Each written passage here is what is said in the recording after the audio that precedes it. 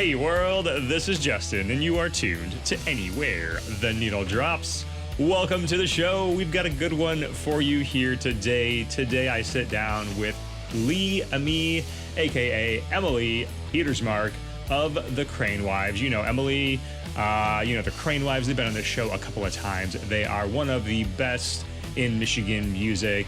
And Emilee is here to support her new upcoming solo release under Emilee. You can find all the info on that in the show notes. But yeah, so Emilee's got a new album coming out, a new solo album coming out on October 2nd. Very, very exciting. You're going to get a little taste of the new album here shortly with the song Clean Slate. And you're going to want to make sure you, again, click in the show notes, pre-order that album. And also, while you're over there, get some tickets for that album release show. Let's see. Emilee's got a show coming up October 3rd, so the day after the album comes out, up in Grand Rapids. That's going to be a fun one. So you should definitely get your hands on the album, get your hands on some tickets to the show. It's going to be good. Hey, before we go any further with Emilee, though, I wanted to mention Fringe Fest is coming up. Let's see. We've got some time, so you can start planning for your tickets, for your calendars. But September 26th, once again at Lang Lab, Fringe is back. And it's going to be a fun one. There's always all sorts of good times there. Music, burlesque, pole, comedy. And as my friend Frito says, stupid human tricks. The show is headlined by local legend, also friend of the show, Jesus, with special guests from Nebraska, Chicago. Apparently Skeletor is going to be in the house. It's going to be a fun time. Fringe is always a wild and crazy adventure.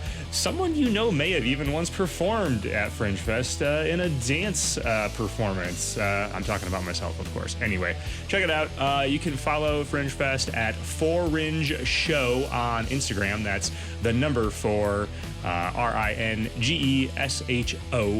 And check it out. Check out the show. Get yourself some tickets. And again, September 26th. So you got some time to plan ahead for that next month. All right. Well, let's get over to the interview with Emilee. First, you're going to hear a song from the album Clean Slate.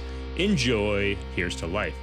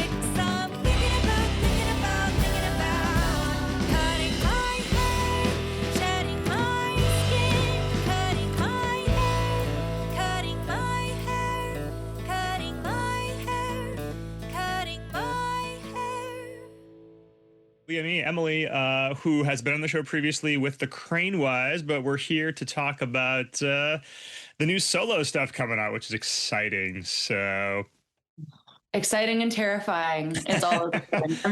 I'm pumped about it, but it's also like, I don't know, being out on a ledge without a safety net, you know? yeah, I mean, it is, it is that thing where it is like just you this time, as opposed to, having the cushion of the collaborators and whatnot. Definitely. I don't want to call them my meat shields, but it's nice to have more bodies between you and like, I don't know, like the world and being seen. It's just nice to have those extra layers of like, well, we all contributed. Like it's a group project versus, an individual project. Yeah, definitely. Definitely. Yeah. Yeah. It's a little terrifying. So how long have you had these songs or the idea for this project in the works? I mean, because the Crane Oh, Wives now, I'm trying to think the first time I had you guys on the show, we're going way, way back. I mean, over a yeah. decade for sure. So I remember that we were hanging out in the green room at the livery. That was Oh where we my recorded that episode. God. Way back in the day. Yep. Yeah. So Crane Wives have been an entity for about 16 years. And this record, a lot of the songs were written around the same time as a lot of the songs from Coyote Stories and Okay. Fox. So I would say around like 2013 to 2015 was when I was writing those songs for the most part. Some of them Okay. were a little later. Um, and I'd always had the intention of making a solo record, but it kept getting put on the back burner because Crane Wife stuff has been like my bread and butter, my full time gig. I do all the visual art, a lot of the social media and things to help support that project.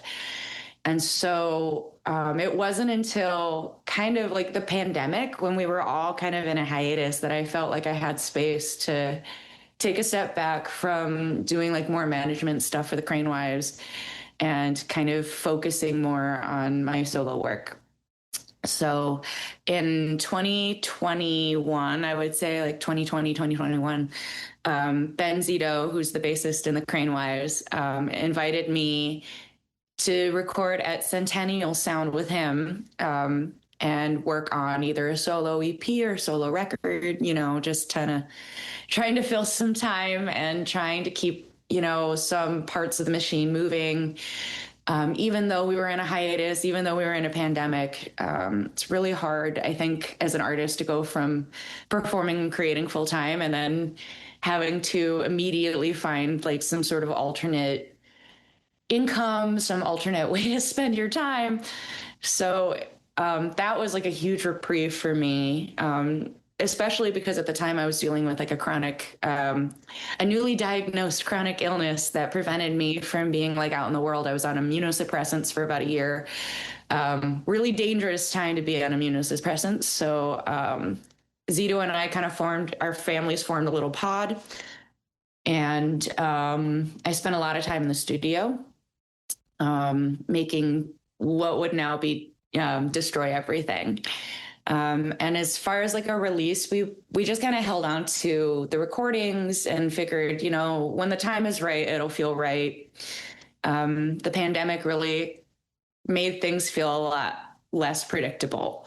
So it wasn't until like, I don't know, 2024, I think, that we were like, okay, well, we can actually plan a release. We're like starting to assemble. The Crane Wives had like started to assemble this team that allowed us to have a little bit more like autonomy and free time to create. So like we had hired a touring support team with a tour manager, a sound engineer, and two merch sellers. And that alleviated a bunch of the pressure of being on the road. We also worked to find a booking agent through an agency that we really like and trust. And their team, their support has been like invaluable, absolutely invaluable. And through finding these things for the Crane Wives, I was able to kind of, first off, delegate a lot of the stuff that I was doing, like t-shirts designs and poster designs and kind of scheduling regular social media and that freed me up to kind of make the foundation of Emilee. So working with the same booking agency, working with the same PR agency, and feeling really supported and like ready finally. That's awesome. Was there any, I mean, this work has then been in process for a long, long time. Was there any like hesitancy or reluctance to return back to something that had been around for so long? Were you like worried about maybe it wasn't relevant or had gone stale or something like that? Totally. I definitely feel like as a songwriter, my preferences have shifted. My style has shifted a little bit, from when the songs were written to now. I like to think that I've grown. And so it was really difficult kind of trying to figure out what songs would be on this record because we had a big list. In my late 20s, I was a pretty prolific songwriter and had kind of accumulated this pretty large cache. And a big part of what I wanted was to make a record that felt cohesive, but also utilized a lot of work that I felt like needed to be heard before I could kind of move on and create new things, if that makes sense. Yeah. So a lot of these songs are, I'm sorry, I have Rigby, no, I have cats. That's all right. Screaming. We have many a pet interference on this show since day one of the days when it's was in my side bedroom, the dog interfering and whatnot. So it's fine. You understand. I wish I could control them. Every demo I've ever made has them screaming in it somewhere. So yep. All that to say though, I feel like being able to kind of to bring some new elements to these songs through like recording more recently, it's been really exciting to take more risks sonically and to kind of create crunchier sounds than I usually make with the Crane Wives. It felt like a great place to experiment with things that as a four-piece we've kind of steered away from, just because we wanted to make things really replicatable on stage. So like I went extra hard into vocal harmonies as like a new layer of instrumentation. I picked up a baritone guitar. I rented one for a couple of weeks to run it through my orange amp, a bunch of like really grit texturizing pedals, and just kind of seeing what comes out. And we also hired a horn section a little later in the production process as well, to kind of fill out more spaces. It's just, again, it was like really exciting to experiment. And I feel like that experimentation is what kind of makes it more modern for me. It brings a lot of these old songs out of hibernation and kind of makes them new again, which was really exciting. Yeah, well, and it's interesting too because you talk about the era in which you were writing these songs. That's also been a big. I mean, I remember that era of the Crane Wives and how much as a group your sound has evolved since then, and really grown. And so I have to imagine on like a personal level that too, as an artist, that's occurring simultaneously. So it's good that these songs have like carried through all that, and you've been able to grow them and evolve them, and maybe explore some areas that you're not exploring with the full band and whatnot. Yeah, thank you. I'm super proud of the songs that I've written. It was a long time ago and I was a different person, but I feel like they're new to me again. And it's been really exciting to plan on sharing them now that the Crane Wives have this incredible audience of like people who are creatives. They're all crafters and writers and poets. And I just feel like we finally found like our niche audience. And that's who these songs were always for. And I think I've just been saving them, hoping that those people would find us. And so now that they have, I'm like, I can't wait to share them. These are my people. So yeah. Well, I'm looking forward to hearing the rest of it because I was listening to the first single this morning, and it really is like very much like I recognize your voice instantly. I've been listening to your voice for so many years now, but and not just like sonically, but also like the things you sing about and the references you're touching on and whatnot. And it's so cool to hear that. But stepping into some newer sounds and newer realms that you that hasn't gone into before for the audience. So Yeah, thank you. yeah. I really hope people like it. I recognize the risk that comes with like going full electric. Dylan made that mistake, He's but doing fine. He's doing he's fine. doing fine. He's great. But also I feel like it's exciting to finally have like control of the driver's seat. Like Crane Wives, I think as a 4-person entity, we were really careful to make sure everyone contributed, that it felt more equal, that it didn't really feel like there was one lead person, right, Rigby? Like to kind of make it so that there wasn't one big spotlight. Yeah. And this is obviously just different from the get-go.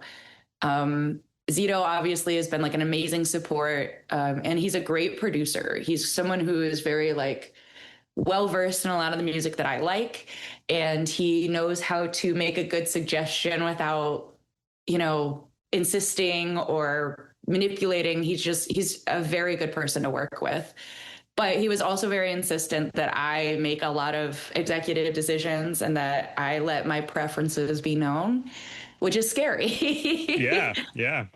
But it's also really like I feel like there's a kind of catharsis in, going from working as a team to like trusting yourself to work as a leader or as like a solo artist. And a lot of this I feel like is learning how to trust myself and the decisions that I make and the things that I like. And then trusting that like all of these people that I respect, especially in their musicianship, if they're on board, then like it can't suck that bad. Yeah. Yeah, it is funny because I mean, after like many years of success and whatnot with you guys, as the band, like how we can still so individually have that a little bit of that insecurity, that artistic thing, like it's a part of being an artist. Always. Yeah, no, totally.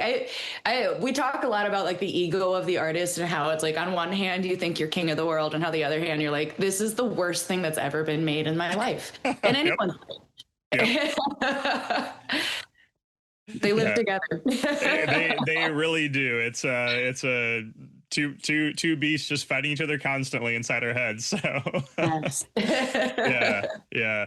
Well, okay, so I mean, again, you've been on the show. We've done the Crane Wives origin story, but we haven't done so like I'm excited to see, like I know, I was listening to Dan's solo release recently and whatnot, and it's exciting to see you guys doing some individual stuff so I can get in with you guys a little bit more granularly. So we have to get into your origin story because again, like it's been the group before. So we've got you here. You're a Michigander, lifetime Michigander. Born in South Korea but raised in Michigan. Yeah. So, like, at what point in your life did you encounter music in a way that was like, oh, there's something here more than just what a lot of us do, which is just listen and consume music. But when were you like, oh, that's a thing I need to pursue in my world? Very early. When Yeah. I was 3 years old, my parents put me in piano lessons, and it has been like a pretty straight trajectory ever since. Like that was what I was meant to be doing. Not piano specifically. I Yeah. really sucked with piano. But I loved music. I loved performing. It was scary even as a kid. Recitals were scary, but it was just something that I felt like really super compelled to do. And I kept asking for more. I would fight them on practicing, but I kept asking for more. And eventually I moved away from piano and started playing guitar and trumpet and band. And I sang in like an extracurricular choir. I loved it so much. I really wanted to make my own music. I didn't have a clear path on how. Like I didn't really know any songwriters that were like close to me at the time. So picked up a guitar, wrote some really terrible songs for a garage band that I was in high school.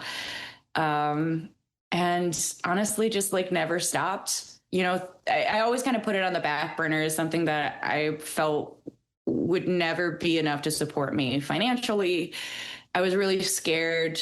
My dad had lost his job like in the late 90s, and like just really struggled to recover. Like like it was hard for him. He was trained really nichely in this one industry, and then like that industry disappeared for him. And so it became very obvious to me that like, oh, so financial security is very important.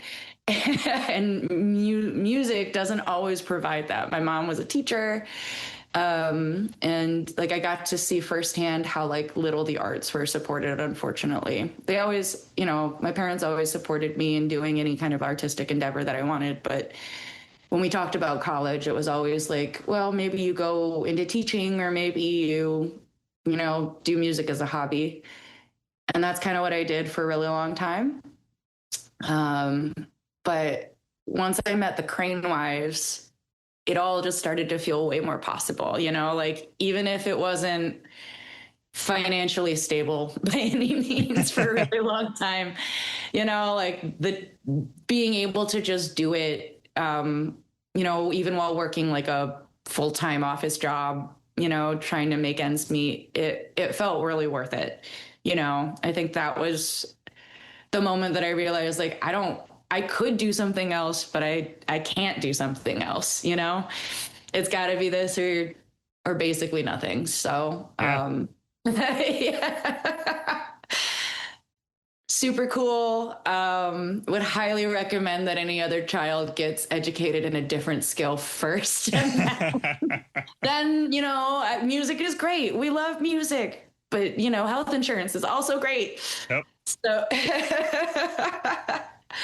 so I wouldn't necessarily like promote the path that I've been on, but I will say that like it is, I can't imagine doing it any other way. And even like I went back to Korea a couple years ago for the first time since I was born. And a big part of that trip was trying to find what their local music scene was, like I know a lot about K-pop, and I know a lot about like bigger, well-known, established Korean bands, but I know so little about their indie scenes. So Yeah.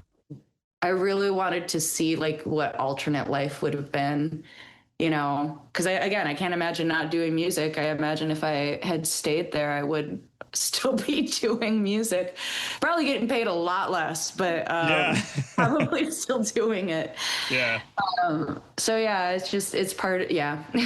Always. Did you find anything over there that really spoke to you when you were exploring that scene? Yes. Oh my gosh. So one of the things that like we had planned before we left was this Airbnb walking tour with an independent musician named Zosno. And you can hire him through Airbnb, and he will take you through Seoul to all of these local music venues that will platform indie artists, which is really rare. For example, open mic night is not really a thing that they have there. It's like a pretty like American Western concept. So there's very few places for new artists to kind of cut their teeth and get used to performing, unless you have like a bunch of money. So he took me to like a handful of really small, really cool venues that are like in basements and run by like punk, like really crusty punk guys, you know what I mean? And they just will invite whoever they like. So it's like a huge swath of very eclectic music. But it does exist, and it exists only in like this very small neighborhood in Seoul where it's a little bit more international and much younger. So like a lot more, college age students go to those shows, play those shows. It's really kind of geared towards a more international audience, which is also very cool. But I returned to Korea a couple years later and played my first show at a coffee shop in Hongdae that is known for platforming like unknown artists, basically. And that was like incredibly cool. I got to play to like a full house of people who spoke very little English and, play all my songs about adoption and being disconnected from the culture. And it felt really, really cool. Did you pick up on any sounds specific to that region that found its way into your work on the solo album? Of course, of Yeah, course. I bought a chorus pedal while I was there. They've got some really like intense music shops that are like 3 or 4 stories tall. And I bought like a really small travel sized chorus pedal because they're real big into shoegaze right now. Like shoegaze, kind of like that indie dream pop sound, super like coffee shop sound is super yeah. big there. Particularly among like young artists. I think probably because that's what is the most accessible. But that said, I'm not a huge chorus pedal fan, but I have really enjoyed experimenting with the different sounds that it can make. A lot of laser sounds. So some of that absolutely did make it to the record. Oh, cool. Okay, I cannot wait to hear some of that. Then, all right. That's exciting because that does seem, again, what I'm used to. It seems, a few steps removed, but I love it. Yeah, I mean, again, that the single, just I can already see the new realms it's stretching into just as a listener, and I love it. I'm Yeah. here for it. So, I mean, we talk about this at our studio quite often, where it's just we don't want we like an artist doing whatever they want to do, but we're always pro like an artist doing some new things and trying some new things. I mean, Oh, I yeah. guess yeah, there's something to be said for reliability, sure, but I mean, I want my artists to be creative and express themselves and try new things. I feel like every artist would love to be able to recreate the same thing over and over again. Like I do feel like there is a struggle where you're like trying to write the same song for your whole life, Yeah, trying to perfect it. But I also feel like the more that you try to stay in one place, like I don't know, you miss out on all the good mistakes. You miss out on trying things that don't work and learning from that experience. So this is like my spaghetti at the wall moment. yep, yep. And who knows? I mean, because you'll look at that and see what stuck, and then the next solo album. Not to put any pressure on you. Oh, it's already in the works, All right, baby. all right, all We right. are working. Yeah, yeah, yeah. But yeah, you might see some ideas like, oh, there's a path for the next thing, or there's a path for the next thing, and let's explore that thing and see where that takes us. So Exactly. yeah, And I feel like you're always going to lose people when you change. Dylan lost people, yeah, but the homies will stick around. The people that the music was meant for, like those people will stay. yeah, for sure, for sure. So, how does the family feel about where you are now in your career, having had those conversations about maybe being a teacher or whatnot? Oh, they're so proud. They're so, so proud. If you would ask them now, I'm sure they'd be like, oh, we never worried. It was always going to be fine for her. Like Yeah. at certain points, they weren't staying up late and like, how are we going to financially save her from the hole she's dug herself in? Like, but they're super proud and super supportive. My parents were at like every piano recital, every choir recital. They had to sit through a lot of like talent shows where every kid sang My Heart Will Go On. Like they put in the time. But I know that they're really excited for me to be doing my own thing and really like I've gotten a lot of positive feedback about like trying to incorporate my Korean heritage, which is always like really scary when you're an adopted kid. Like you're trying to maintain a level of love and gratitude, obviously, for the place that you are in currently, while still holding grief and acknowledgement for the things that you lost.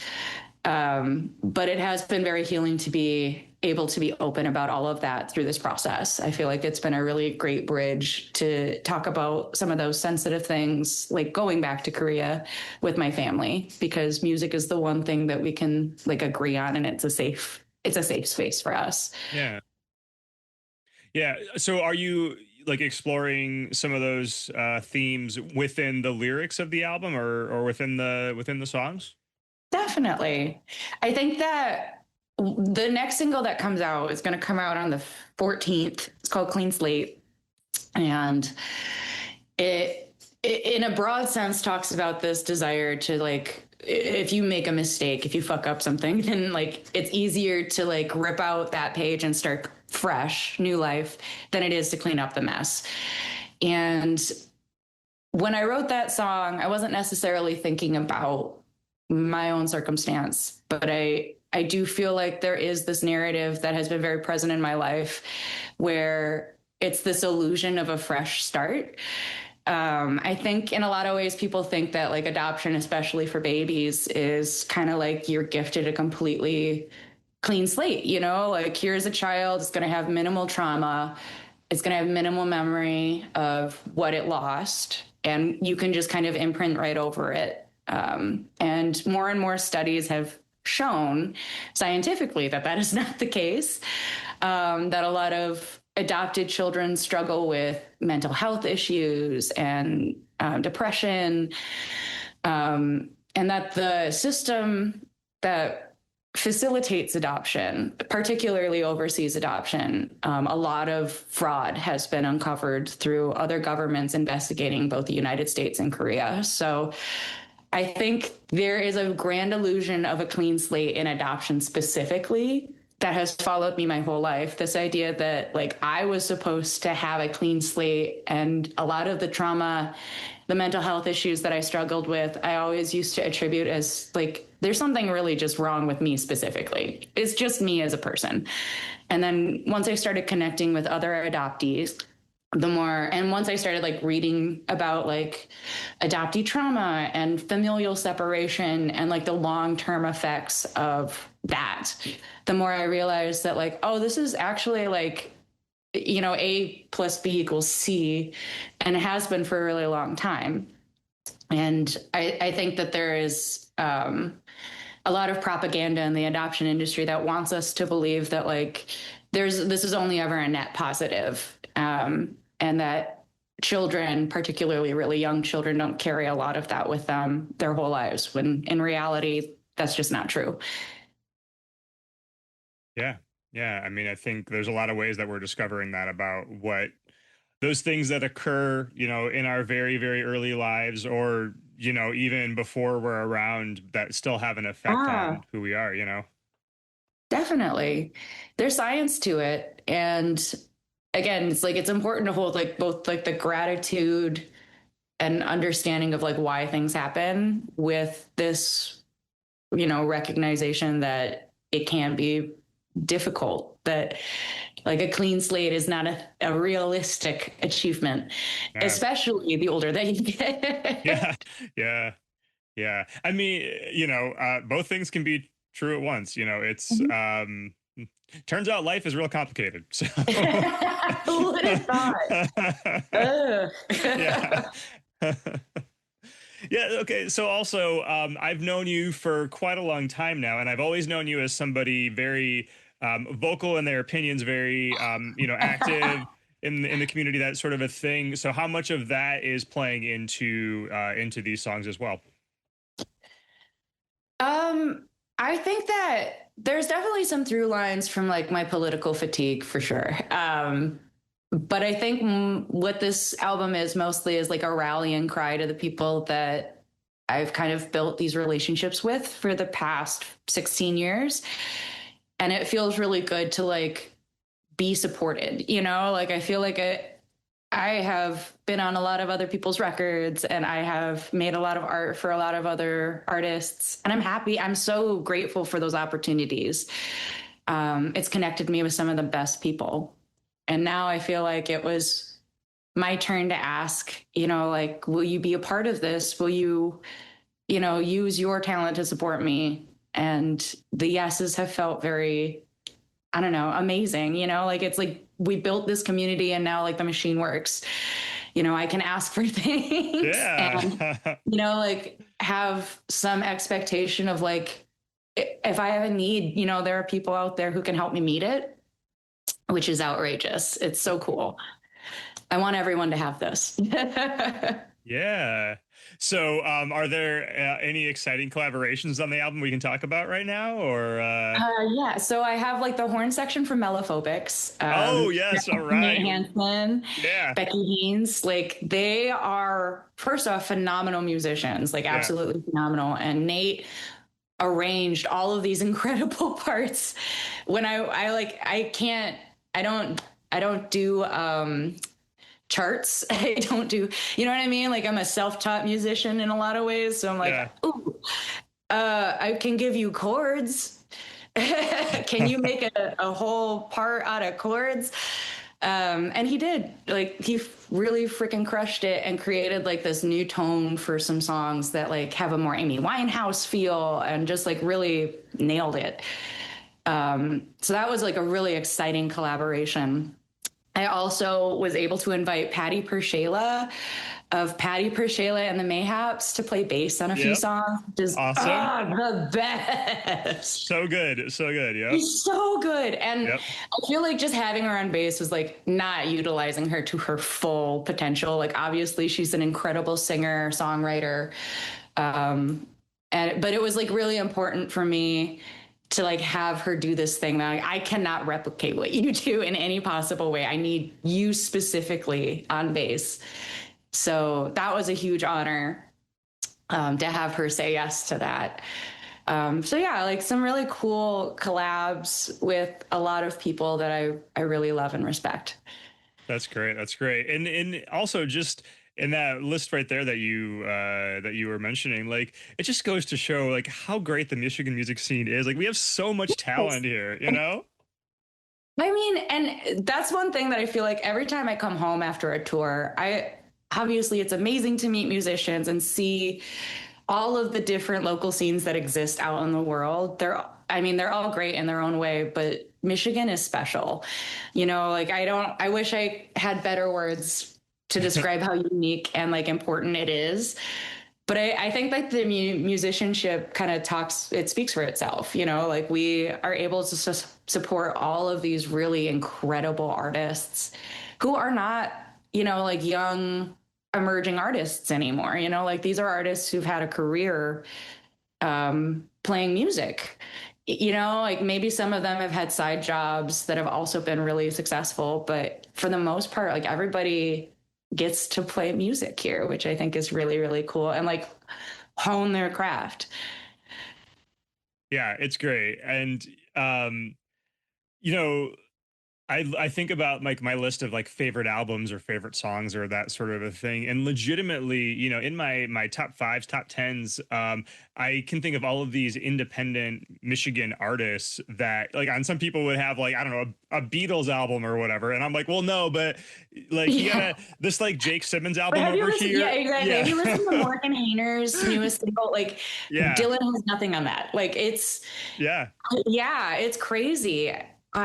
We are very, very, very fortunate that we have had the ability to like cultivate this scene because it does not exist everywhere. yeah, And the people that are involved, I feel like they want the scene to continue to exist beyond them. So they're not closing the door behind them, which is also pretty yep, rare. yep, yeah. So yeah, Even when we all of lose one of them to like Nashville or whatever, it seems like they're always keeping the relationships alive and absolutely. I you mean, like know, look at Billy Strings, like yeah, yeah. and not to name drop or anything. Oh, please do, please do. But I mean, like, I love that he still donates instruments and money to like his hometown, his local schools, and he still comes back to Michigan with love. I don't know. There's just something very beautiful about the relationship that a lot of artists in Michigan have with this area. I Yeah, feel like the audiences here really care. And it's allowed us to build like this multi-generational scene that doesn't exist anywhere else. yeah, yeah. We're special. We are. I don't know if it's the water or but there's something definitely going on for sure. So Mhm. well, okay. And speaking of special, you are a multi-talented individual. You are not just a fantastic musician. I mean, you like I've seen the artwork you do over the years, and as you mentioned, you know, for the Crane Wives, you did a lot of the design work for, you know, I think like covers, right? Album covers, merch. Did you? Mostly just the merch. Just the Yeah. merch. Album Okay, covers okay, were all Rebecca Green, but okay, okay. I've done like t-shirts and posters and basically any of the tour merch that we've had has been and you know, I've done animated some videos. But yeah, visually I feel like I'm very invested in what both the Crane Wives and the solo project like feel like. And I don't know, it's hard to separate the two. I feel very grateful that I've been allowed to kind of doodle over all of the music that I've made. You know, I'm very grateful that that's an aesthetic that my bandmates support as well. Um, but for Leah Me, I've been like really excited to kind of combine what I've made visually with what I've created sonically. So I'm releasing an art book with the record, which will come out in October. Yeah. Okay. It's like a collection of drawings that I made throughout the pandemic mostly. So like a lot of self-portraits, a lot of, you know, more interpretive artwork that like kind of coincides with a lot of the music that I was making at the time. Yeah. That's And awesome. Yeah. yeah, I'm really psyched about it. Designing all my own merch and like really kind of leaning into the things that, you know, I personally that, you know, resonate with me basically. Yeah, I love the combination release of the artwork and the album. I think that's great. Is that going to be like a thing people can pre-order or I hope so. Okay. Yes. All right, cool. Everything should be on a website at some point before October. Sure. You know, like that's the plan. Yep. Yep. But yeah, the thought of like bringing books as a merch item on tour is not like super exciting to me because I know like, oh, I'm gonna carry that box. Yeah. But I am really excited to have like another vehicle to share my art specifically, Yeah. especially in a way that supports this record, which I feel like I've been living in this universe for the past like 5 years, and it's been really like healing to revisit a lot of these old songs and kind of reintroduce them in a more updated, hopefully more mature way. And part of that is just being able to like create the world that it lives in visually as well. So that's been really exciting. I can't wait for people to see everything. It's like stuff that never made it to my Instagram. So Nice. well, Okay. you know. Yeah. Well, and I love having something like tactile too, you know, to Yeah. enjoy with the music. I think you know, that with like everything being digitized and whatnot, it's always nice to have when, you know, like a favorite artist does like a re-release with like a nice book or something like that to go along with it. I Yes. love a You know? book. I love Yeah, a yeah. book. I love like a special edition. I mean, it's part of why I started buying vinyl. Like, I'm not a big vinyl player, I guess. Like, we have a record player, it gets used once in a while, but it's mostly like being able to have like the thing, you Yep. know, like the sleeve and the lyrics and like any inserts that go with it. It just feels special again. And I also feel like in terms of like the grander scheme of things, audiences are looking for more things that make the experience of going to a show feel special and unique. Because again, like you can stream the album anywhere, Yeah. but like a CD, even if you can't play it, you know, it says that you were there and it marks, you know, this event in your calendar basically. And I don't know. Plus, it's just, I love looking at the art. I love looking at the world that artists make for albums. I hope that never goes away. Like, I really hope that playlists don't take over because it's cool to see the album as like a full art piece, you know? Agreed. I mean, you know, it forces us to slow down and take in the music, you know, as well in a more in like an intentional way. You know, it's not just something going on in the background, and you know, especially given as much music and information that's coming at us at any given Yes. moment, everything becomes like so like, you know, just blowing by you, just like, and there It's it goes. disposable now. Yeah, yeah, It's so scary. You know, I remember how like we used to consume music. This is gonna make me sound so fucking boomer, but like, you know what I mean? Like I remember listening to Waltz Number 2 by Elliott Smith at like 2 p.m. on NPR. It came on my way home, just driving home from something, and I had to like do an extra lap around the block to finish it. And then like you have to find it online and you know like figure out where it came from. And like I worry that with the way that playlists live forever and how easy it is to just find that one song and never dig any deeper. Like, I don't know. That whole album, that whole XO album is one of my favorite records of all time. And if I hadn't known to look for more, you know. Yeah, for sure. Yeah, I mean, we here make a weekly playlist, but I cannot emphasize enough that the entire purpose of that playlist is not an end of it in itself. It's for people to discover new artists or new music, and Yes. then go down that rabbit hole and see where that takes them. And yes, please listen to the whole album for Yeah, you sure. got to keep digging. You got to keep digging. The true gems lie in like the songs that I think, are they're special to you. Like maybe they're not playlist worthy, but they hit extra hard because you Yep. found Yep. them. Yeah, I had a brief failed tangent of this Red Chuck career as like a DJ. But the thing about Oh, being hell a DJ, yeah. and not like dance hall DJ, but just like, at parties or whatever. But the thing is I never wanted to play the music that people wanted to hear. I was always like, well, you got to hear this. You got to hear this deep cut. You got to like, Yeah, the 16-minute yeah, Bob Dylan track. You got to hear the yes, whole thing. yeah, they're like, wait, this song's 12 minutes long. Are you kidding me? And I'm like, yeah, just Yeah, wait for the buckle builds. up. Yeah. And meanwhere, the dance floor or the party's just like dying, but That's me on the aux. That's why I can never. You never want me to have control of the Bluetooth. It's bad. Yep. Would you like this niche thing that only I like? Yep. Me Yep. and 1,000 other people on Spotify. We are the only people into this. Yep.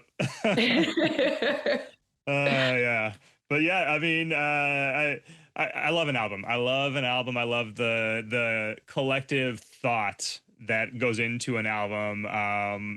There's something special about the story, even if it's not like a concept album, just like the general story of, what the artist is going through or communicating in that. I would love to one day make a concept album, but I am very intimidated by the idea. It's like the idea of like making a graphic novel. Like individually, I feel like each part I could do that, but then you make it all one thing. You're like, that is a lot of work. Okay, I got to ask, because I've had this conversation with other musicians. If you made a concept album, though, what would your topic be? What would the concept be? I mean, I know a guy that wants to do an entire hip hop album about food, and I'm like, okay, here for it, done. Do it. Oh, absolutely. Yeah. I would absolutely be there for that. I feel like I would want to make a really angry political record right now. That's probably going to change, but I've known you a long time. I don't think that's going away.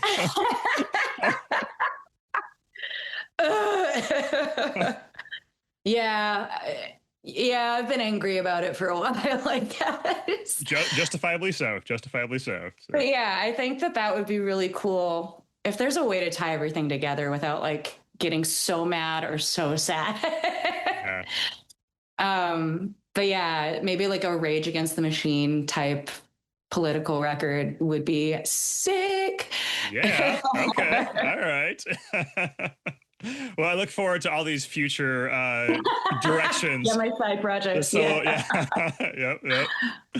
All right. Okay. So the album comes out in October. Yes. And we've got a few singles dropping before then, here and there. Not exactly sure when this is coming out, but certainly prior to October. But it's coming out October 2nd. We'll be able to announce by the 15th, or by the 14th. So I'm not like super pressed about like it has to.